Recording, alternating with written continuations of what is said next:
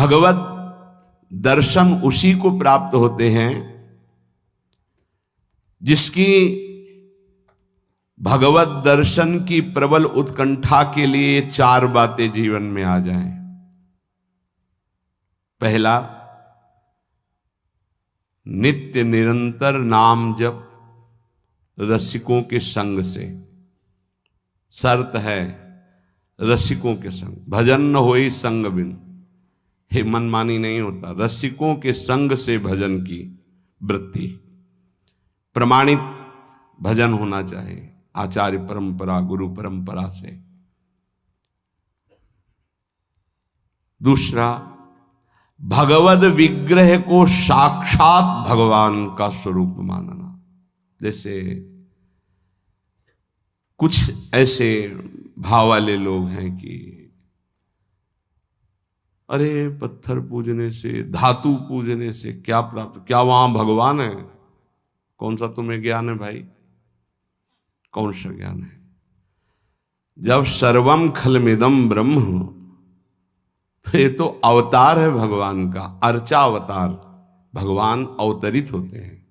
जैसे हम छवि विराजमान किए, जब हम भाव सेवा करते तो भगवान छवि में आके विराजमान होते हैं, भगवान विग्रह में विराजमान होते हैं। ये श्रद्धा और विश्वास का विषय है, ये नास्तिक लोगों को समझ में नहीं आएगा। जिस मूर्ति को आप, जहां मूर्तिकार निर्माण कर रहा हो, वहां देखो, उसी मूर्ति को पूज करके ब्रह्म प्राप्त, भगवत प्राप्त महापुरुष हो गए। प्रेमाश्रुओं से अभिषिक्त किया है। ये बाहर वालों की ऐसों की बातें न सुने, नहीं तो जो छोटी श्रद्धा वाले लोग होते हैं उनकी श्रद्धा नष्ट हो जाती है। अरे क्या है, ऐसे से ऐसा, न वो बोलते हैं, न वो खाते हैं, न देखते हैं, और ऐसे विराजमान। आपको क्या पता है? आपका भाव है क्या? आप जानते नहीं हो। भाव आ जाएगा तो साथ चलते हैं, बोलते हैं, खाते हैं, देखते हैं। भाव का खेल। एक प्रसंग में एक ब्राह्मण बूढ़े के साथ एक जवान तीर्थ यात्रा में गया था। सारांश में बता रहे हैं। ब्राह्मण तीर्थ यात्रा का इच्छुक हुआ, पर उसको लगा कि मेरे बेटे तो हैं, पर धनी होने के कारण वो विलासिता में युक्त हैं, मेरे साथ तो चलेंगे नहीं। अगर कोई जवान आदमी मिल जाए, मुझे तीर्थ यात्रा करवाए, उसे कुछ भेंट पूजा दे देंगे। तो एक गरीब ब्राह्मण का जवान लड़का था, बात की तो उसने कहा हमारा भी सौभाग्य होगा कि तीर्थ यात्रा होगी, आप हमारे पिता तुल्य, आपकी सेवा होगी। समस्त तीर्थों में भ्रमण कराया। जब वृंदावन आए तो बहुत सेवा उसने की। उसका मन बहुत प्रसन्न हो गया। धनी का वृद्ध था तो गोपाल जी के दर्शन कर रहा था। उसने कहा वृंदावन को साक्षी करके, गोपाल जी महाराज सामने हैं, मैं बहुत प्रसन्न हुआ तुम्हारे ऊपर, तुमने इतनी सेवा की। एक बेटी ब्याह योग्य है, मैं तुम्हें ब्याह करवा दूंगा अपनी बेटी से। तो कहा देखो हमने तो नहीं कहा, तुमने कहा है ना, इस बात को ध्यान रखना, वहां जाके भूल मत जाना। ऐसा ही हुआ। सारांश में बताया। वो जब गांव पहुंचा तो वृद्ध की हिम्मत नहीं हुई अपने धनी बेटों से कह दे कि बहन का ब्याह उस गरीब के साथ कर दो। काफी दिन हो गए, कोई चर्चा ही नहीं, तो ब्याह की बात थी। उस गरीब ब्राह्मण ने जाके कहा बूढ़े ब्राह्मण से कि आपने कहा था भगवान के सामने कि अपनी बेटी का ब्याह तुम्हारे साथ कर देंगे। तो जवान बेटों के भय से उसने कहा मुझे याद नहीं ऐसा कुछ। भाई याद नहीं? तुमने भगवान के सामने कहा था। और कह रहे हो याद नहीं? तो बेटों ने कहा कि चलो भागो यहां से। भगवान के सामने कहा बुलाओ भगवान को, अगर साक्षी दे देंगे तो हम बहन का ब्याह कर देंगे। बोले पक्का? तो उनको पता था कि मूर्ति कोई बोलती थोड़ी, चलती थोड़ी। तो उनका हाँ पक्का। बोले पंचों के बीच में बोल दो। पहले गांव में पंचायत होती थी पिंड छुटाने के लिए कि अतरे दिन ये परेशान करेगा। तो उन्होंने कहा पंचों के सामने यदि ठाकुर जी आके गवाही दे दे तो ब्याह करवा देंगे। ओ गरीब आदमी जो कुछ था बेचा फिर वृंदावन आया, ठाकुर जी गोपाल जी से कहा कि महाराज आपके सामने हमारे ब्याह की बात कही थी इस वृद्ध ब्राह्मण ने, आपको गवाही देना पड़ेगा तब हमारा ब्याह होगा। हाँ, कौन सुने। समय हुआ, ठाकुर जी का शयन भोग लगा, पट बंद हो गए, वो बैठे ही रहे बाहर। वाह गोपाल जी महाराज, आप जब बोलोगे तभी हमारा ब्याह होगा और हम तभी यहां से जाएंगे जब आपको साक्षी दे। सब चले गए थे वो अकेले, उसको विश्वास था भगवान है। अंदर से आवाज आई, मूर्ति कहीं चलती है क्या कि चलकर साक्षी दे। बोले महाराज मूर्ति बोलती थोड़ी है, आपने बोला ना तो आओ निकल के बाहर। अब उनके लिए कोई पर्दा है क्या।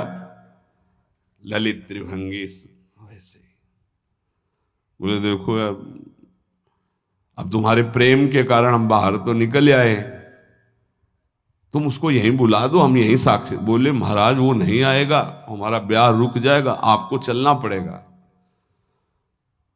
बोले चल तो देंगे लेकिन देखो हम वृंदावन के ठाकुर हैं, हमको तो अच्छा अच्छा माखन मिश्री और सब भगवान ने बहानेबाजी। बोले महाराज हमें पता था कि आप भोगराग के लिए कहोगे तो हमारे पास जो संपत्ति थी बेच के आए, खूब खवाते पियाते चलेंगे महाराज। बोले चलो अच्छा, देखो दृढ़ विश्वास। बोले महाराज हम जानेंगे कैसे कि आप आ रहे हो। बोले मेरे नूपुरों की ध्वनि सुनाई देगी, और देखो लौट कर जहां देख लोगे उससे आगे फिर हम नहीं जाएंगे। ठीक है महाराज, जब भोग लगाने का समय आएगा तो हम बोल देंगे, तब तुम हमारा भोग लगाना, और जब हम चलेंगे तो लौट कर पीछे नहीं देखोगे। ठीक है महाराज।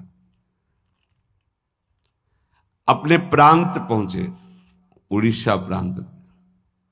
गांव जब नजदीक रह गया तो सोचा मुड़ के तो देखे, केवल पायले धुनी है, ठाकुर जी भी है। मुड़ के देखा तो श्याम घन साक्षात प्रभु। प्रभु ने कहा देखो तुमने वादा तोड़ दिया, अब हम यहां से नहीं जाएंगे। बोले महाराज अब तो कोई बात नहीं। गांव में दौड़ के गया, गोपाल जी आए, प्रभु आए साक्षी देने के लिए मेरे ब्याह के लिए। पूरा नगर दौड़ पड़ा, पंचायत के सब ने देखा प्रभु विराजमान। अब किसी की हिम्मत थोड़ी थी कि पूछ ले, जबरदस्ती उस बुड्ढे से कहा ब्याह करो भगवान वृंदावन से साक्षी। आज भी साक्षी गोपाल के रूप में भगवान विराजमान। क्या हुआ, जिसे तुम मूर्ति समझते वो चल के उड़ीसा तक गए और गवाही दी। विट्ठल भगवान बातचीत करते थे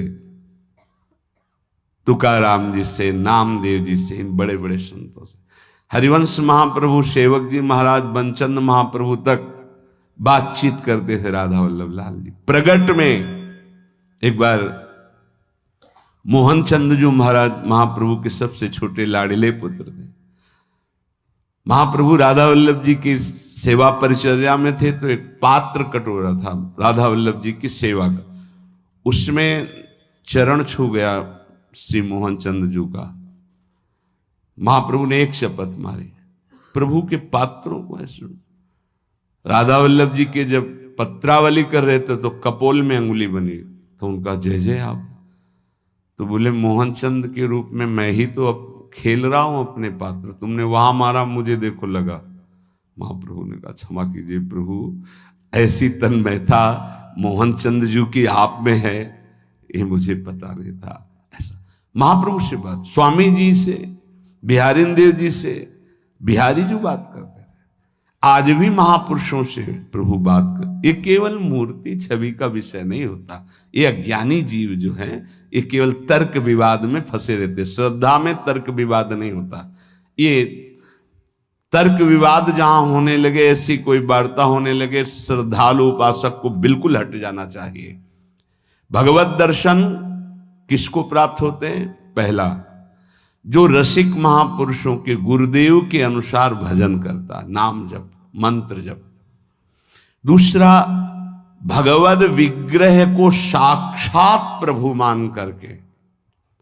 कहो सो कहां जहां प्रभु नहीं, जब सर्वत्र प्रभु है तब तो हमने प्रभु का श्री विग्रह, अर्चा विग्रह, ये अर्चा अवतार है भगवान का।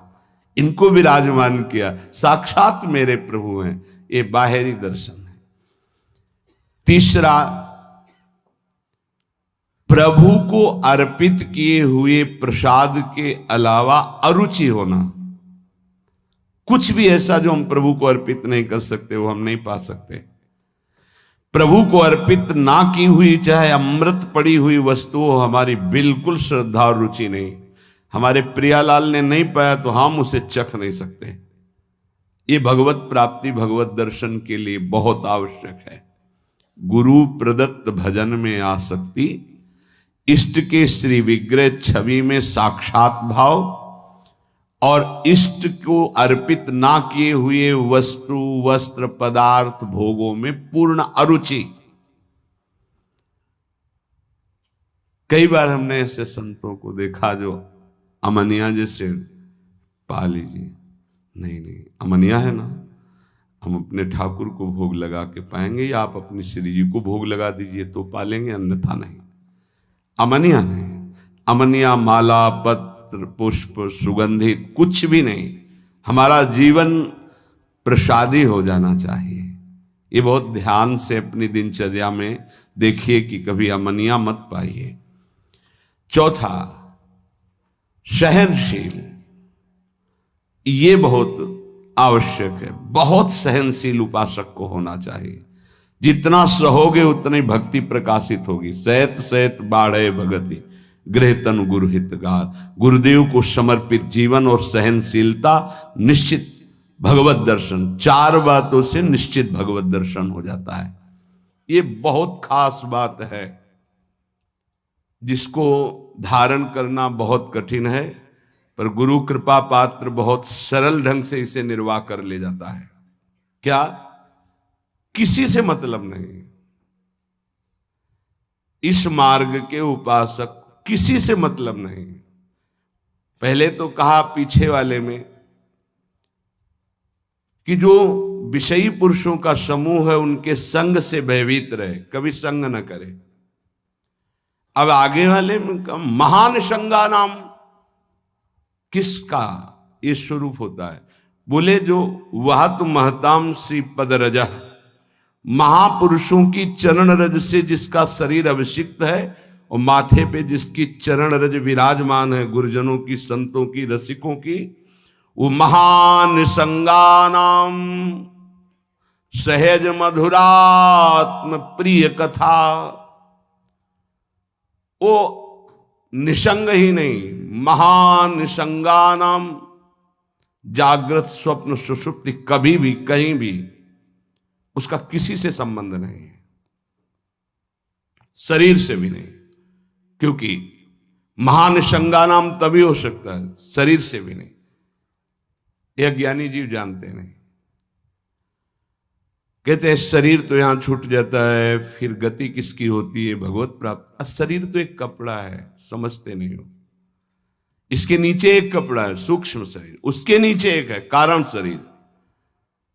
आप पहनने वाले हो, ये आपके कपड़े हैं। एक छूटता है सिर्फ स्थूल शरीर, सूक्ष्म शरीर और कारण शरीर को लेकर के बार बार जन्म मरण होता रहता है, कपड़े बदलते रहते हैं।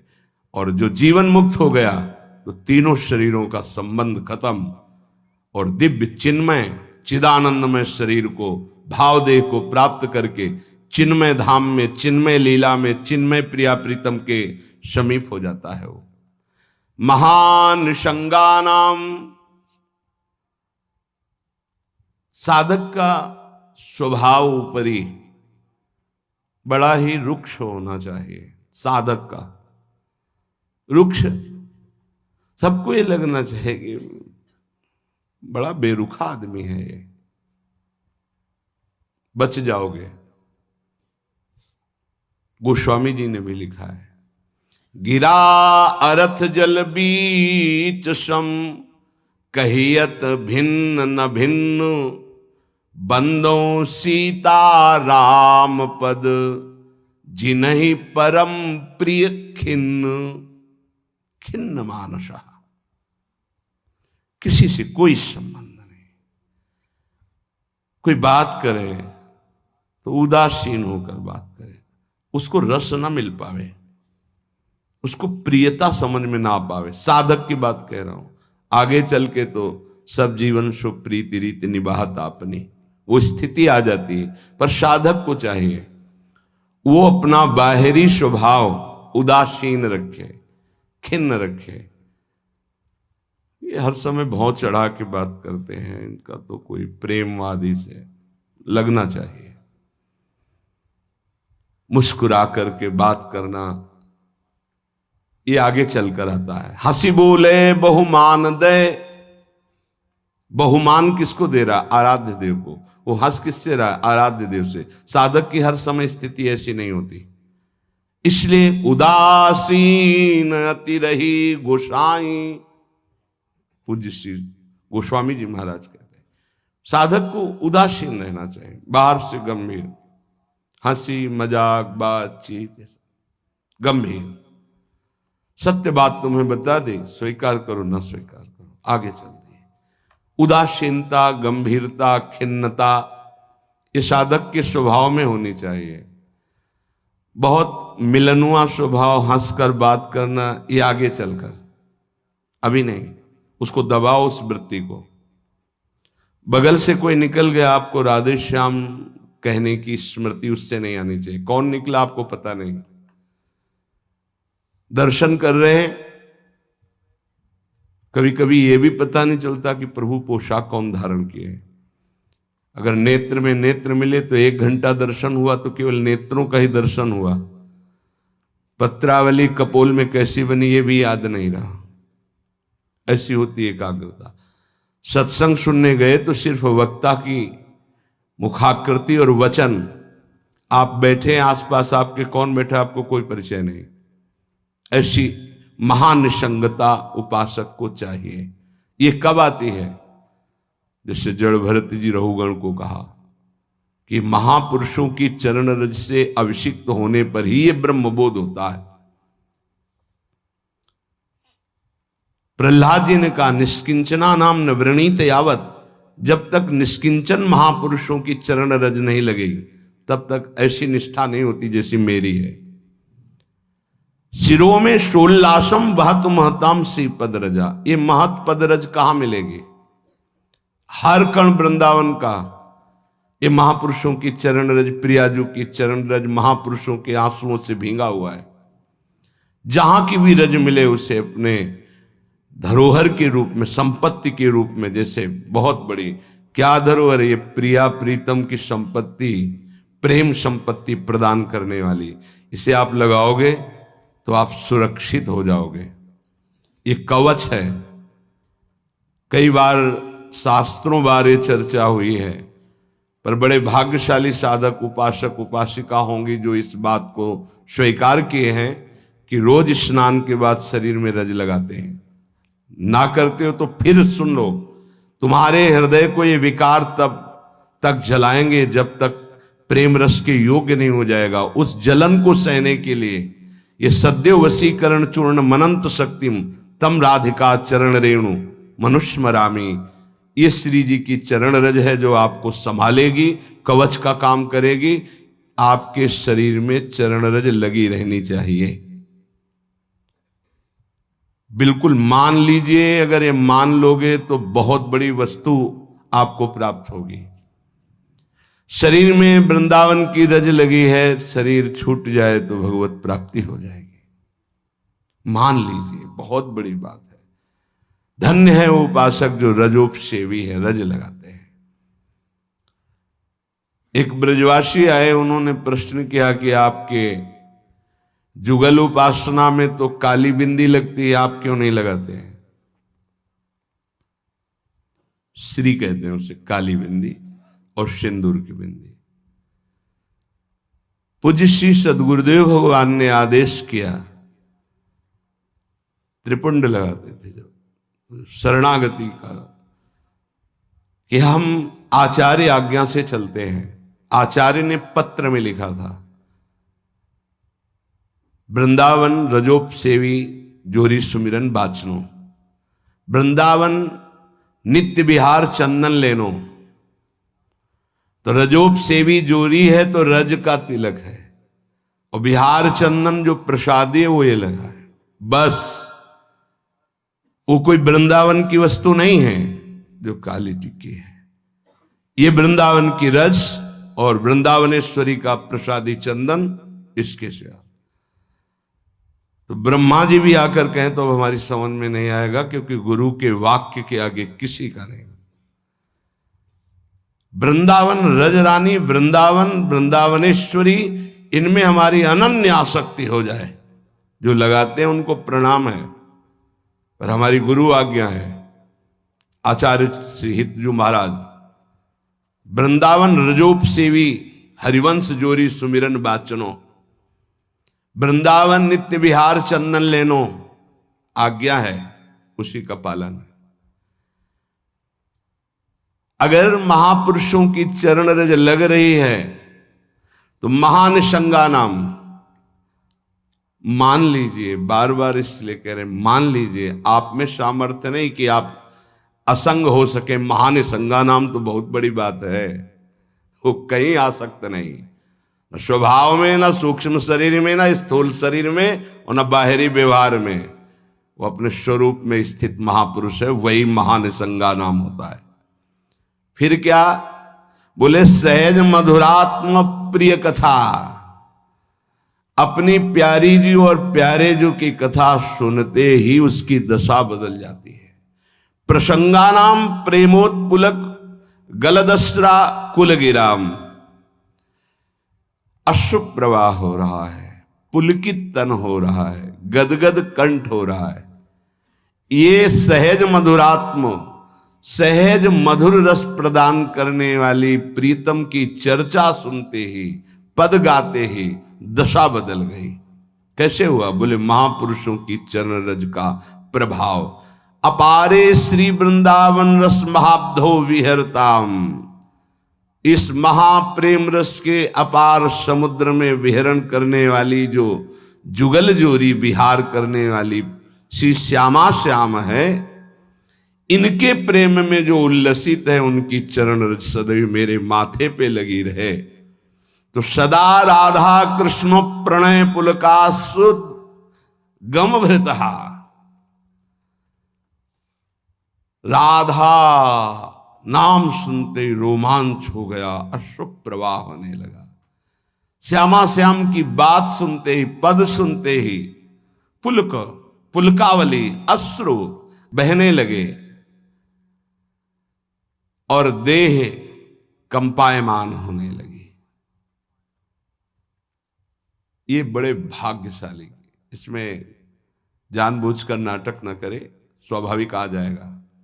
नाम जप करो, रस सिंधु वृंदावन की रज लगाओ और रहनी से रहो तो स्थिति आ जाएगी। एकांत में चिल्ला चिल्ला के रोने का मन होता है। जैसे डकार आती है ना, तो उसको निकलना ही पड़ेगा। ऐसे रोना आता है स्वाभाविक। क्यों रोना आता है? कुछ चाहिए, कोई दुख, कोई विपत्ति? नहीं, स्वाभाविक वो एक प्रक्रिया है उस प्रेम की। रोना आता है, हल्का हो गया, रोया, थोड़ा शांति मिली। अगर रोएगा नहीं तो रह नहीं सकता। उसकी दिनचर्या है रोना, कभी भी कहीं भी भाव आ जाएगा। किशोरी कंदर्पा कुल कनक गौरांग लतिका, आहा, जो किशोरी जो हमारी गौर वर्ण है, जो कनक लता है, ऐसे उपासक का यही जीवन हो जाती है। जीवन का तात्पर्य प्रसाद सृग वस्त्राभरण कृत भूषा प्रणयनो, वो इनके प्रसाद से प्राण पोषण करता है। इनके चरणामृत की ही वो वृत्ति साधना है। हमारा साधन बल क्या है? इनका चरणामृत। वस्त्राभरण, कोई भी वस्त्र बिना प्रसादी के लाडली जू का, गुरुदेव का, शरीर पे नहीं धारण। नवीन वस्त्र को देखा गुरुदेव भगवान कैसे प्रसादी करते हैं। पहले उसे धोते हैं, प्रक्षालन करते हैं, फिर सुखाते हैं, फिर श्री जी के सिंहासन में स्पर्श करा के रजरानी में ऐसे 1-2 बार फिर उसे धारण करते हैं। श्री जी का पहले धोते हैं नया वस्त्र, श्री जी के सिंहासन को अर्पित करके फिर रज रानी में एक दो बार लोट लगा के उस वस्त्र को फिर धारण करते हैं। वस्त्रा आभरण प्रसाद, प्रसाद स्वरूप ही हमारा भोजन है। प्रसाद चरणामृत, प्रसाद वस्त्र आभरण,